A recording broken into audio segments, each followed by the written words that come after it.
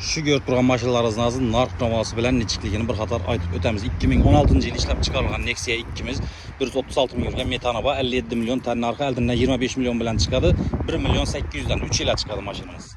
Spark 2012 yıl 167 ming yurgan metanaba 47 milyon aytılıp turuptu. Eldinden 7 milyon plus Gaynatarius 3 yıla 2 milyon 200'den çıkadı. Kraskilerini aytıp ötkənimizi özəriz üçün özəriz tekşirip hedef görüp alıveririz size. Jendra 2021 yıl işlep çıkarılan 69 bin yürgen metalli araba 125 milyon eldinden 8 milyon 600 bilen hemen rasoti içinde oladı. 8 milyon 600 bilen 5 ile çıkadı 4,5 milyondan. Nexia 3 2019 yıl 113 bin yürgen metanı 87 milyon eldinden 22 milyon bilen 3 ile 3 milyon 700'den çıkadı.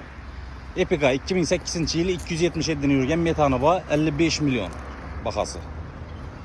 Lasetti 2010 yıl işlep çıkarılgan 297 bin yürgen metanı 65 milyon üstünde lükleri var. 2013 yıl işlep çıkarılgan 293 bin yürgen metanı 20 milyon son. Eldinden tölevsiz 3 ile 1,5 milyondan çıkardı. Spark 2011 yıl işlep çıkarılgan 213 bin yürgen metanları 43 milyon aytılıp turuptu. Eldinden 18 milyon bilen 3 ile çıkardı 1,5 milyondan. 2023 yıl işlep çıkarılgan Spark'ımız 47 bin yürgen metalli araba 107 milyon. Bratlara yüber koyamız, patpiski like'ını ayamayız.